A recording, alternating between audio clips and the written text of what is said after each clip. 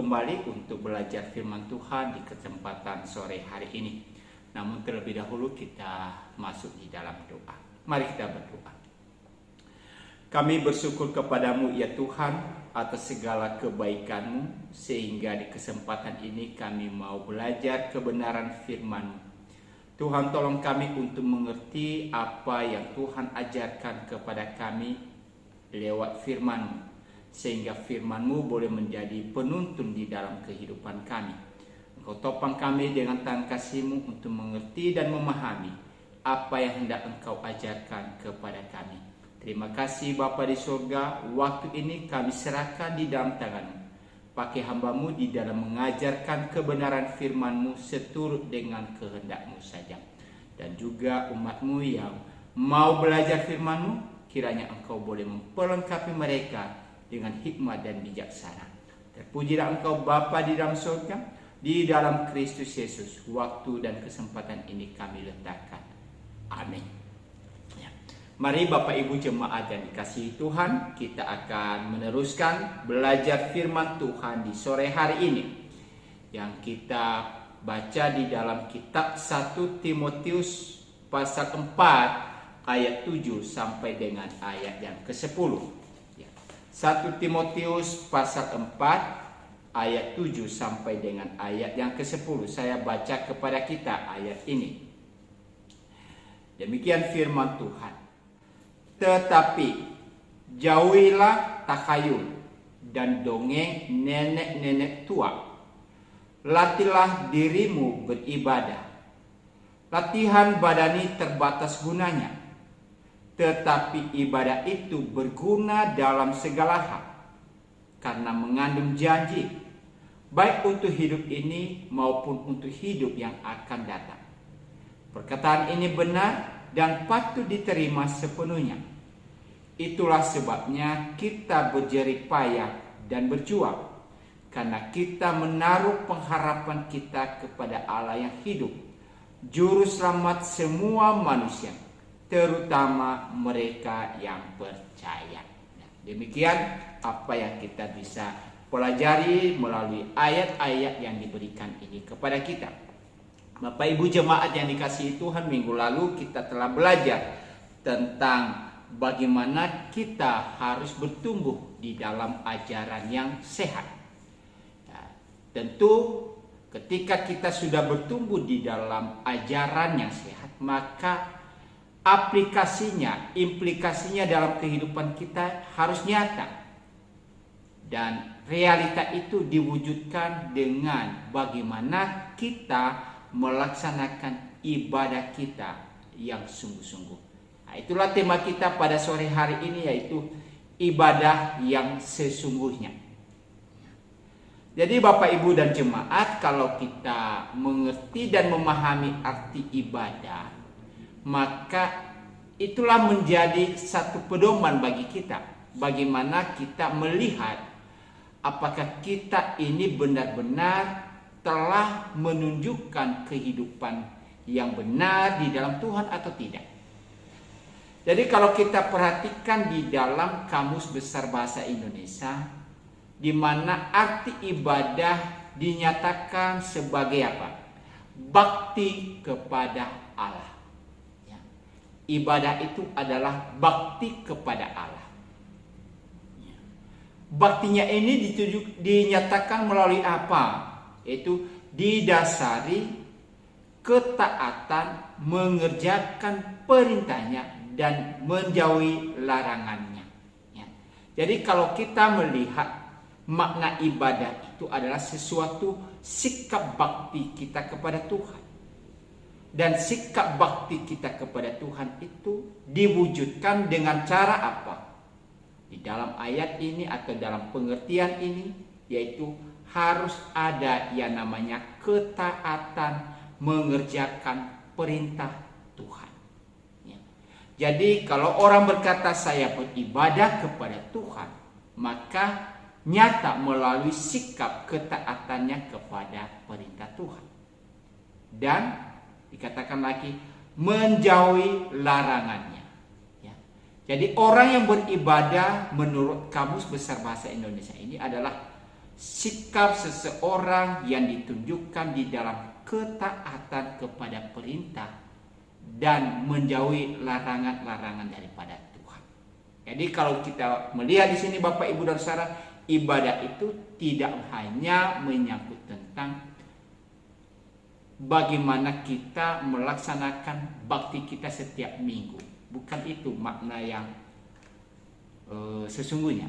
Tetapi bagaimana di dalam keseharian kita, dalam setiap sikap kita, dalam setiap perilaku hidup kita hari demi hari,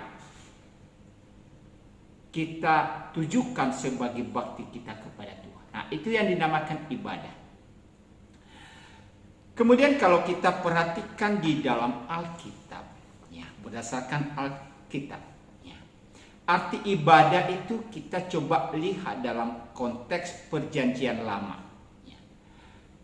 Perjanjian Lama memang memberikan kita beberapa makna atau pengertian kata ibadah. Tapi salah satu saya ambil Bapak Ibu dengan kata avodah. Kata avodah ini adalah sikap membungkukkan badan sebagai tanda hormat seseorang hamba di hadapan tuannya. Sekali lagi, bahwa seseorang itu membungkukkan badannya sebagai tanda hormat seseorang hamba di hadapan tuannya. Artinya Bapak Ibu dan Saudara, bahwa seseorang di dalam praktek pelaksanaan ibadah adalah bagaimana dalam hidupnya meninggikan Tuhan. Ya. Dalam kesehariannya ia selalu meninggikan Tuhan, memberikan penghormatan kepada Tuhan. Hal ini kalau dihubungkan dengan arti daripada Kamus Besar Bahasa Indonesia tadi adalah sikap ketaatan kita terhadap apa yang diperintahkan Tuhan. Sikap bagaimana kita melakukan dan menjauhi setiap apa yang dilarang oleh Tuhan. Itu adalah bentuk tanda penghormatan kita. Dengan demikian Bapak Ibu dan Saudara, kalau kita lihat di dalam konteks bangsa Israel sebenarnya, bahwa ibadah itu ditunjukkan dengan apa? Sebuah sarana pertemuan antara Allah dengan umatnya. Dan dalam konteks Perjanjian Lama, ibadah itu adalah inisiatifnya berasal dari Allah sendiri. Tentu kita bertanya-tanya kenapa mesti berinisiatif itu dari Allah. Bukankah berdasarkan arti kata tadi yaitu sikap seseorang baktinya kepada Allah. Nah, tentu ini Bapak Ibu dan Saudara kita harus sadari lagi bahwa dosa menyebabkan kita tidak bisa menghampiri Tuhan. Dosa tidak bisa menolong kita untuk semakin dekat dengan Tuhan. Itulah sebabnya di dalam kehidupan umat Allah, inisiatif pertama agar ada ibadah antara umat Allah dengan Allah sendiri itu diinisiatif oleh Tuhan. Hal ini kalau kita melihat di dalam perjalanan bangsa Israel setelah mereka keluar dari Mesir, maka Tuhan memberikan perintah-perintah kepada Musa, kemudian kepada Harun, apa yang harus dilakukan oleh bangsa Israel. Bagaimana mereka datang menyembah kepada Tuhan, bagaimana mereka melakukan setiap kegiatan-kegiatan keseharian mereka sebagai wujud ketaatan mereka kepada Tuhan. Dan itulah yang dimaksud dengan ibadah.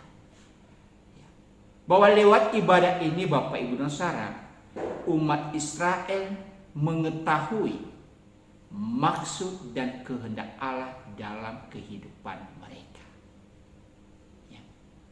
Jadi kalau kita ingin memahami apa yang Tuhan inginkan, apa yang Tuhan kehendaki dalam hidup kita, ya mari kita melaksanakan yang namanya ibadah, yaitu tadi ketaatan kita kepada perintah Tuhan itu, dan kita menjauhi larangan-larangan dari apa yang telah Tuhan perintahkan,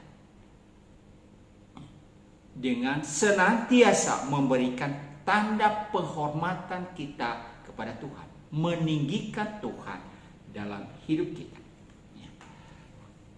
Ibadah dapat dilakukan sebagai bentuk rasa syukur atas penyertaan dan berkat yang Tuhan telah berikan kepada kita. Sebagai umat Tuhan, Bapak, Ibu, dan Saudara, maka hari demi hari kita harus tahu bahwa apa yang kita dapatkan, apa yang kita lakukan, kita boleh melewati banyak hal dalam hidup ini. Tentu semua itu karena pimpinan penyertaan Tuhan. Ya, sebagai umat Tuhan pasti harus meyakini itu, bahwa kita boleh menjalankan hari demi hari kita, Bapak, Ibu, dan Saudara, itu karena pimpinan dan penyertaan Tuhan. Dan apa yang kita dapatkan itu juga adalah semua berasal dari Tuhan. Itulah sebabnya dikatakan di sini, ibadah itu dilakukan sebagai bentuk ucapan syukur atas penyertaan dan berkat yang Allah berikan kepada kita. Banyak hal yang kita boleh syukuri dalam hidup kita, Bapak, Ibu, dan Saudara. Kita tidak mengukur tentang berkat-berkat Tuhan itu secara kuantitas. Tetapi hari demi hari kalau kita boleh ada, kita boleh bernafas, kita boleh hidup, kita boleh bekerja, kita boleh diberikan kesehatan, semua kan karena pimpinan pertolongan Tuhan. Dan sebagai rasa syukur kita, maka kita melaksanakan yang namanya ibadah di situ. Ya. Ibadah juga menyatakan, Bapak, Ibu, dan Saudara, sebuah relasi antara Allah dengan umatnya. Ya. Jadi sekali lagi, kalau kita bicara ibadah, itu juga berkaitan dengan bagaimana kita membangun sebuah relasi yang baik antara Allah dan kita umatnya. Tanpa ibadah, umat Israel tidak akan mendapat kesempatan untuk merasakan berkat penyertaan Allah lewat kehadiran. Nah, ini di dalam kehidupan umat Israel, Bapak, Ibu, dan Saudara, bahwa Tuhan senantiasa menuntut kepada mereka ketaatan. Ya. Ketaatan membawa berkat. Ketika mereka taat, maka mereka dapat merasakan bagaimana berkat-berkat Tuhan itu melimpah atas hidup mereka. Perjalanan bangsa Israel dari tanah Mesir menuju tanah perjanjian, ketika mereka hidup di dalam ketaatan, banyak hal yang Tuhan telah lakukan bagi mereka. Mukjizat-mukjizat Tuhan nyata bagi mereka. Tapi coba bayangkan ketika umat Israel berontak kepada Tuhan, maka apa yang mereka dapatkan? Bukan berkat, tapi justru sebaliknya, yaitu hukuman daripada Tuhan. Nah, itulah sebabnya dikatakan sekali lagi, bahwa tanpa ibadah,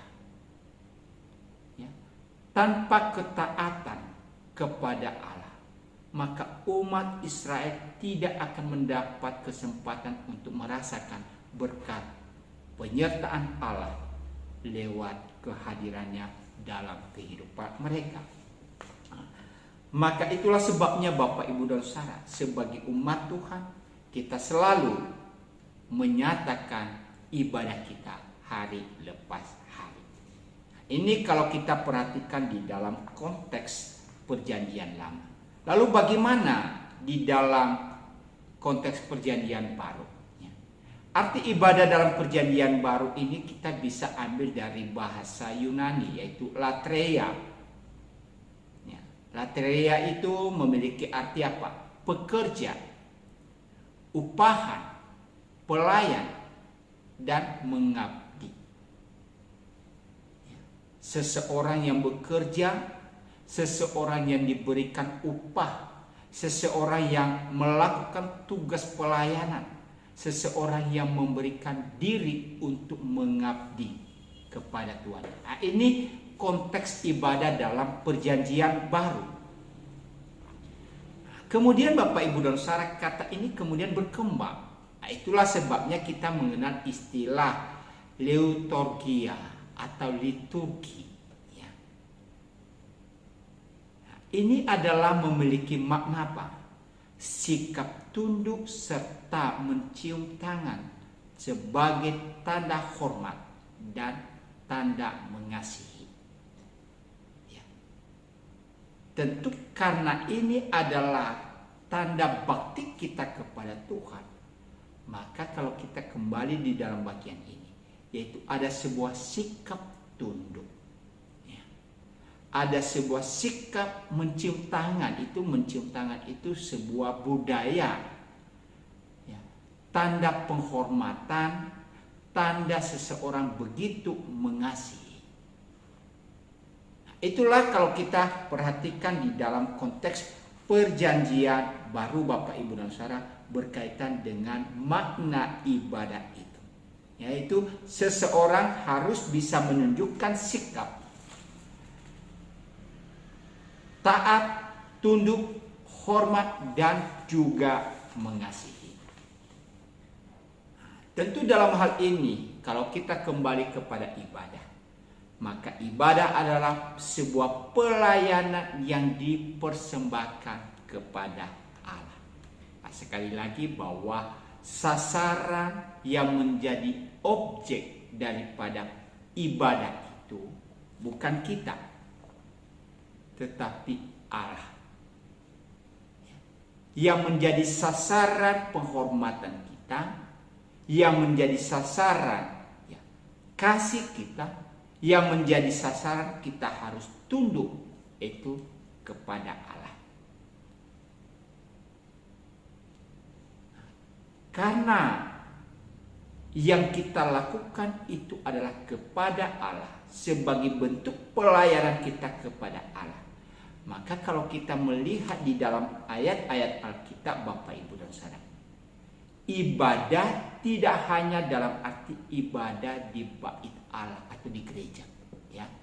Jadi banyak orang salah memahami Bapak Ibu dan Saudara, ya, yang menyatakan bahwa ibadah itu hanya ketika saya beribadah kepada Tuhan di hari Minggu, ya, mengikuti kegiatan ibadah, ya, ibadah entah ibadah dewasa kita, kebaktian dewasa, kebaktian pemuda kalau pemuda, remaja kalau remaja, sekolah minggu kalau semua sekolah minggu.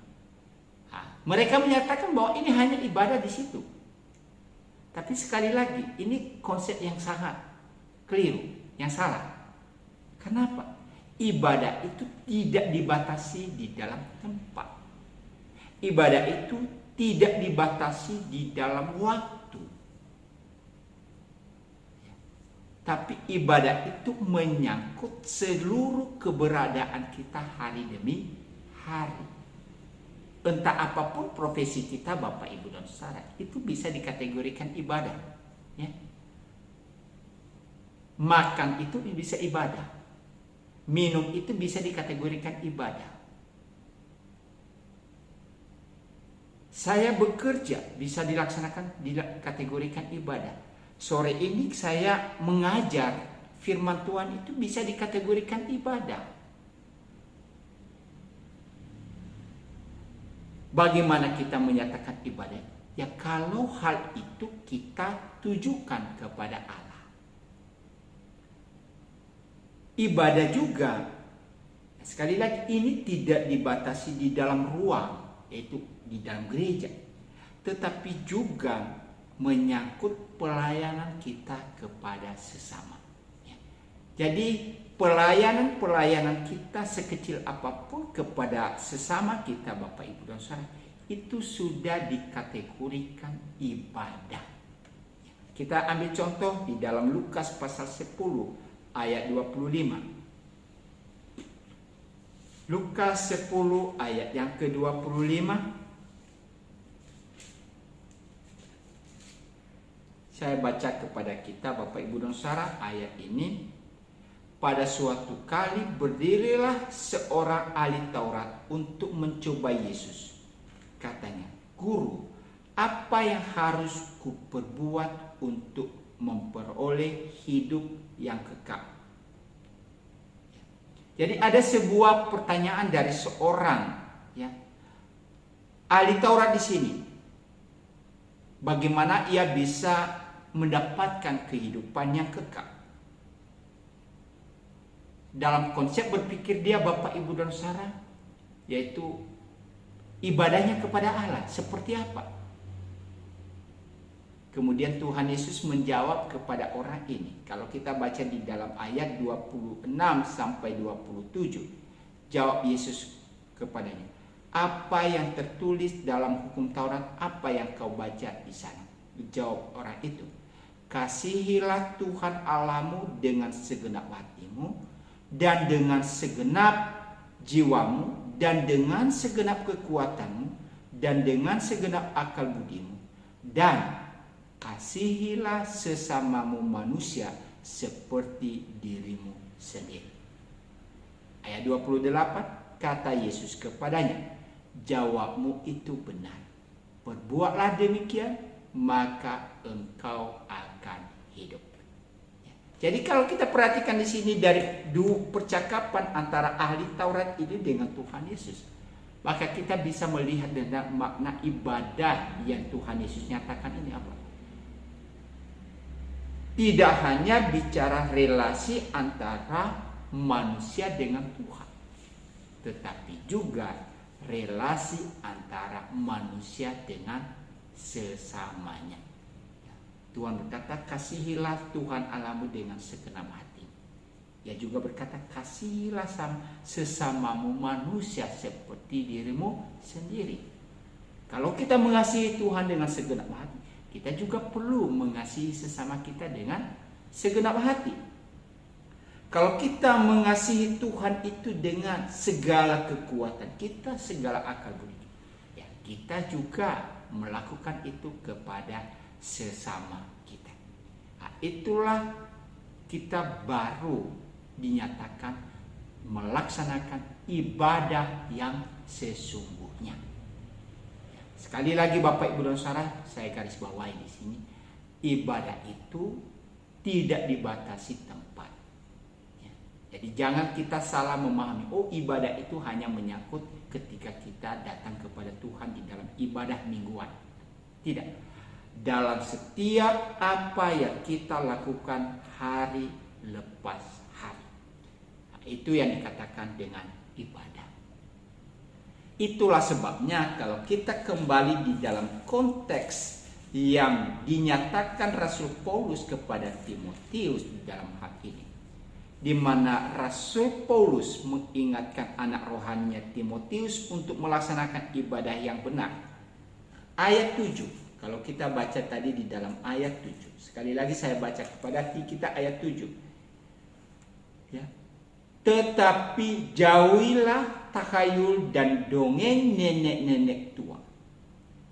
Latihlah dirimu beribadah." Ternyata disinilah maksud daripada Paulus kepada Timotius. Untuk apa? Dalam kesehariannya apa? Bagaimana ia bisa menerapkan kehidupan ketaatan kepada firman Tuhan, memberikan penghormatan kepada Allah. Di dalam bagian ini Paulus ingatkan kepada Timotius untuk apa? Menjauhi atau menolak. Kata menjauhi atau menolak di situ Bapak Ibu dan Saudara dalam bahasa Yunaninya adalah paraiteomai. Artinya apa? hindari atau tolak. Apa yang dimaksudkan di sini? Kembali kita melihat di sini bahwa Rasul Paulus mengingatkan bahaya pengajar-pengajar sesat yang mengajarkan hal-hal yang di luar daripada kebenaran firman Tuhan. Maka Paulus ingatkan kepada Timotius, hindari mereka, ya, tolak pengajaran mereka,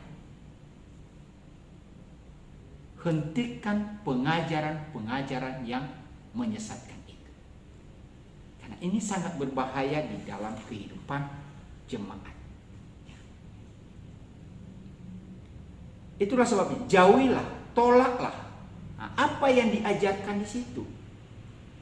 Itu sebuah tahyul, ya, sebuah cerita dongeng, sebuah mitos-mitos. Nah, kemudian dikatakan ini nenek tua, loh. Emangnya hanya nenek tua yang menceritakan mitos-mitos itu, Bapak Ibu dan Saudara. Nah, tentu ini bahasa hiperbolanya daripada Paulus kepada Timotius. Ini sebenarnya sebuah ungkapan dongeng, ya.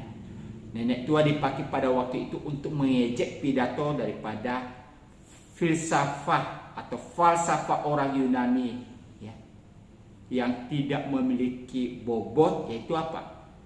Omong kosong, yaitu seperti cerita-cerita kosong atau dongeng-dongeng yang diceritakan, ya, nenek-nenek tua, ya.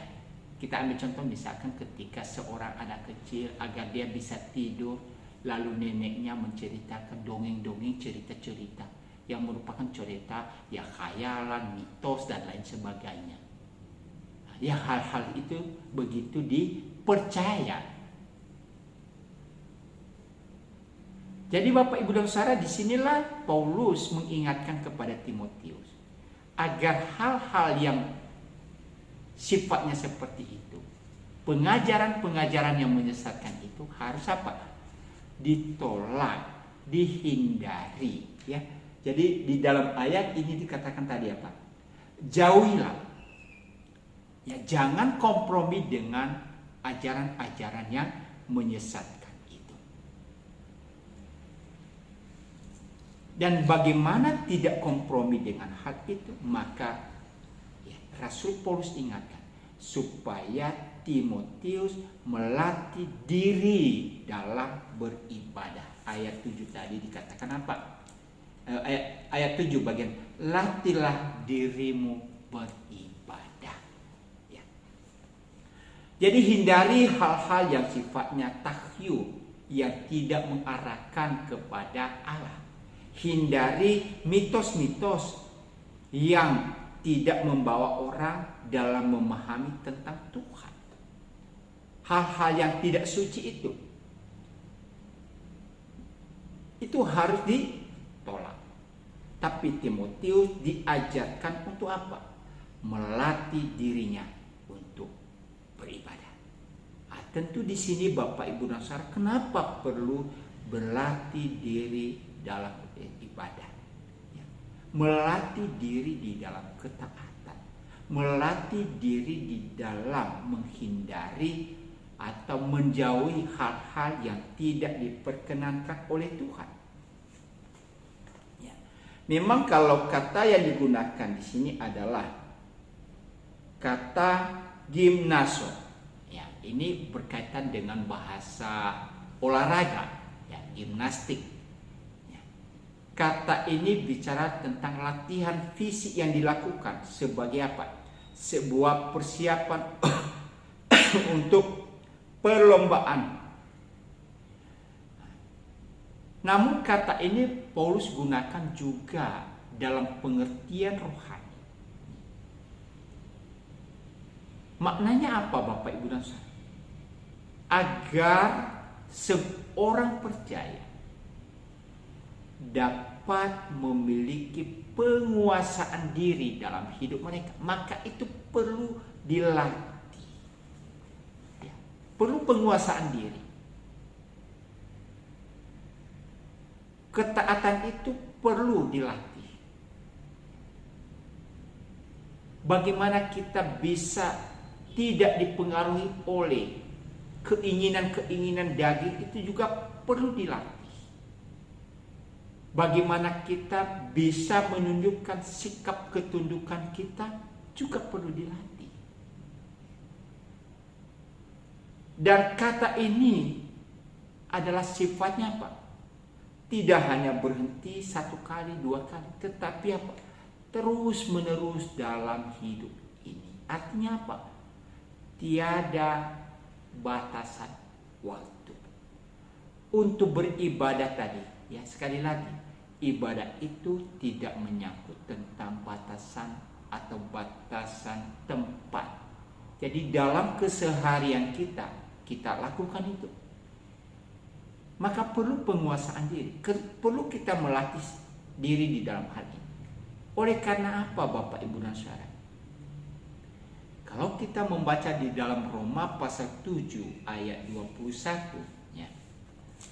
Roma pasal 7 ayat 21 sampai dengan 23 saya baca kepada kita. Demikianlah aku dapati hukum ini. Jika aku menghendaki berbuat apa yang baik, yang jahat itu ada padaku. Sebab di dalam batinku aku suka akan hukum Allah. Tetapi di dalam anggota-anggota tubuhku aku melihat hukum lain yang berjuang melawan hukum akal budiku dan membuat aku menjadi tawanan hukum dosa yang ada di dalam anggota-anggota tubuhku.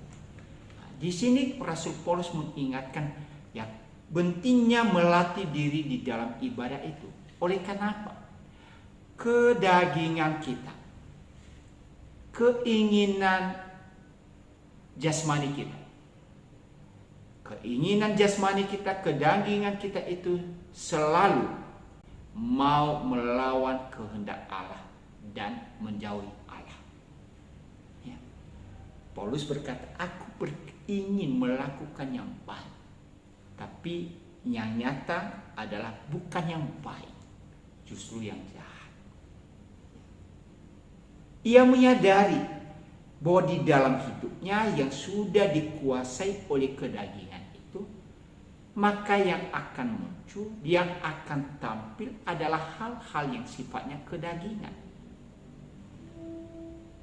Itulah sebabnya ia menyatakan harus kita melatih diri di dalam ya, melawan keinginan-keinginan daging kita itu. Ya.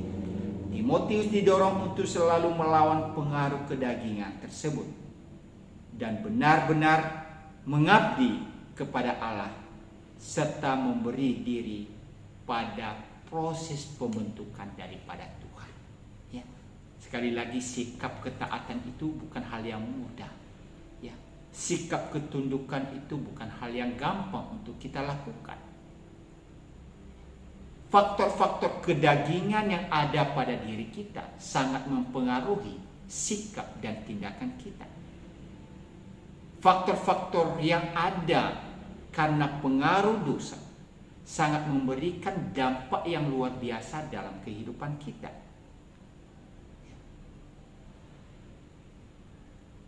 Maka di dalam hal ini perlu ya, sebuah hal yang dilakukan, yaitu latihan ya,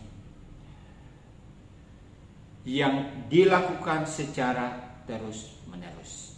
Kemudian di dalam ayat 8 Rasul Paulus ingatkan kepada Timotius, karena dia menggunakan ya, bahasa olahraga di sini. Dia berkata, latihan badani terbatas gunanya, tetapi ibadah itu berguna dalam segala hal, karena mengandung janji baik untuk hidup ini maupun untuk hidup yang akan datang. Ya.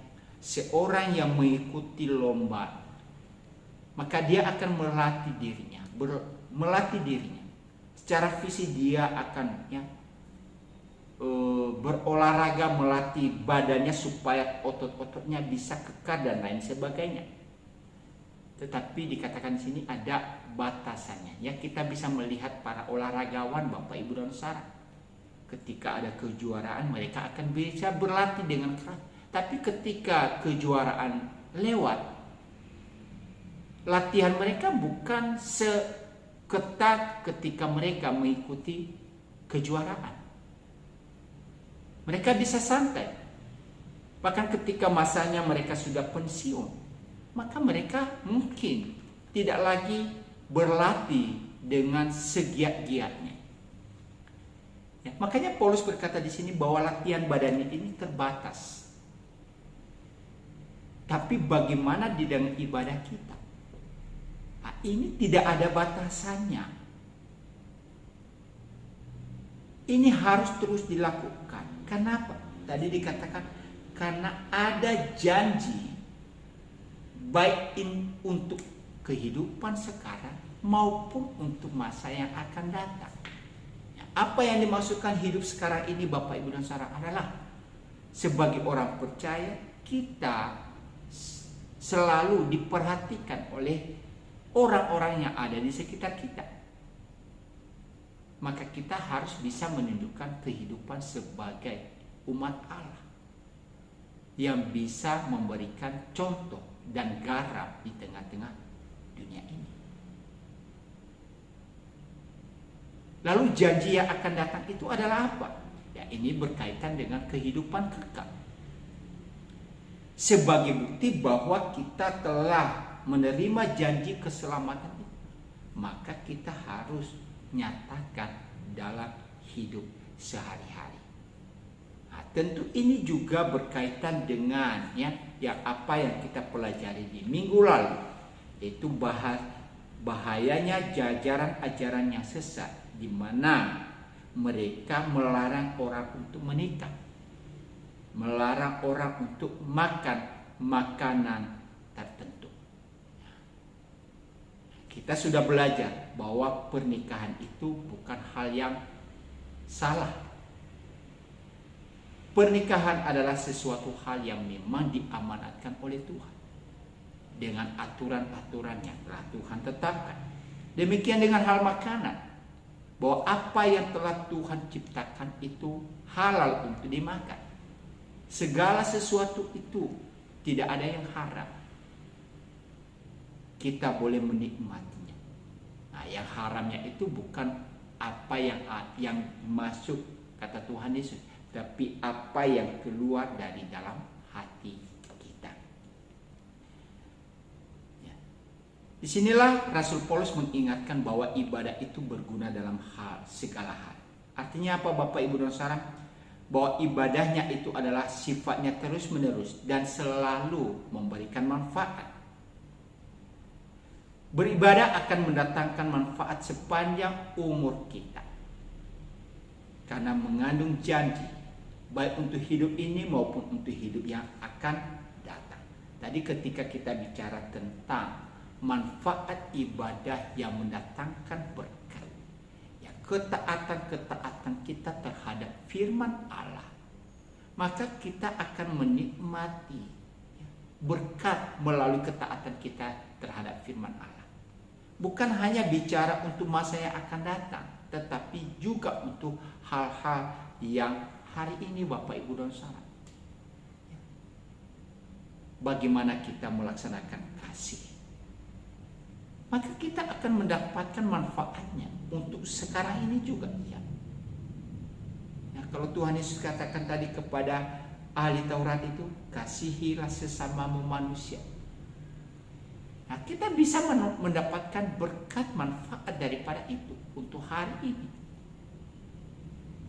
Bagaimana kita mengasihi Tuhan itu dengan segenap hati kita, kita juga bisa mendapatkan hal-hal yang bermanfaat di dalam kehidupan kita. Ya, makanya dikatakan ini adalah ibadah yang kita laksanakan akan mendatangkan manfaat sepanjang hidup kita. Janji-janji berkat Tuhan senantiasa diberikan kepada kita. Dan juga anugerah keselamatan kita dapatkan. Jadi Tuhan menginginkan kepada kita untuk apa? Hidup di dalam ibadah yang sesungguhnya. Ya. Ibadah yang sesungguhnya, sekali lagi Bapak Ibu dan Saudara, tidak berkaitan dengan, tidak dibatasi dengan tempat. Ya. Bukan hanya ibadah mingguan, atau ketika kita melaksanakan persekutuan, atau ketika kita sedang belajar firman Tuhan sore ini. Tapi ibadah itu berkaitan dengan segala apa yang kita lakukan dalam hidup kita hari lepas hari. Dan ketika melaksanakan ibadah kita, janji itu berkaitan dengan apa yang Tuhan telah nyatakan ya, di dalam perjanjian baru, yaitu keselamatan. Bahwa ketika kita telah ada di dalam Kristus Yesus, maka kita telah mendapatkan jaminan keselamatan dalam hidup kita. Nah, itulah janji yang akan datang itu, yang akan kita dapatkan. Tapi sekali lagi, bagaimana juga kita menyatakan itu dalam kehidupan kita hari lepas hari. Itulah sebabnya Bapak Ibu dan Saudara, karena melaksanakan ketaatan itu bukan hal yang mudah. Melaksanakan perintah Tuhan itu bukan hal yang gampang. Maka di dalam ayat 10 dikatakan, itulah sebabnya kita berjerih payah dan berjuang. Karena kita menaruh pengharapan kita kepada Allah yang hidup, juru selamat semua manusia, terutama mereka yang percaya. Jadi di dalam bagian ini, Rasul Paulus ingatkan kepada Timotius, harus ada sebuah perjuangan. Berjuang, berjerih lelah. Bukan karena kita telah mendapatkan jaminan percaya, tetapi juga untuk membuktikan bahwa memang kita ada di dalam Tuhan. Jadi kalau kita sekali lagi seperti tema kita pada kesempatan sore ini, yaitu ibadah yang sesungguhnya, maka ibadah yang kita laksanakan adalah bagaimana kita dalam hidup keseharian kita terus menunjukkan sikap ketaatan pada apa yang Tuhan firmankan, dan bagaimana kita menjauhi segala hal-hal yang dilarang oleh Tuhan dalam hidup kita, dan bagaimana kita terus berjuang di dalam kesetiaan kita kepada Allah. Kenapa? Kita memiliki pengharapan untuk masa yang akan datang, yaitu keselamatan yang telah disediakan kepada kita oleh karena iman kita di dalam Kristus Yesus. Itulah sebabnya Bapak Ibu dan Saudara, Yakobus mengingatkan bahwa iman tanpa perbuatan adalah mati. Jadi seseorang yang beriman kepada Tuhan, maka ia juga harus mewujudkan itu di dalam tindakan hari demi hari. Itulah yang disebut dengan ibadah yang sesungguhnya kepada Tuhan. Di dalam Roma pasal 12 ayat 1 dan kedua dikatakan, persembahkanlah tubuhmu sebagai persembahan yang hidup. Itulah ibadahmu yang sejati. Mempersembahkan seluruh hidup kita kepada Tuhan, apapun itu dalam hidup kita. Itulah yang disebut dengan sebuah ibadah yang sejati. Oleh karena itu Bapak Ibu dan Saudara, mari beribadahlah kepada Tuhan dengan sungguh-sungguh. Hiduplah di dalam ketaatan kepada firman Allah. Kiranya Tuhan memberkati kita semua. Amin. Untuk pembelajaran firman Tuhan, mari kita berdoa. Terima kasih Tuhan, kami boleh bersyukur kepadamu pada kesempatan sore ini. kami boleh belajar firman. Kiranya apa yang telah kami pelajari boleh bermanfaat dan boleh berguna di dalam kehidupan kami, dan kami bisa melaksanakan ibadah kami yang sesungguhnya. Terima kasih Bapa di surga. Di dalam nama-Mu kami berdoa. Amin. Terima kasih Bapak Ibu jemaat yang dikasihi Tuhan. Kiranya apa yang kita pelajari pada sore ini boleh memberkati kita semua. Sampai bertemu di minggu yang akan datang. Tuhan memberkati kita.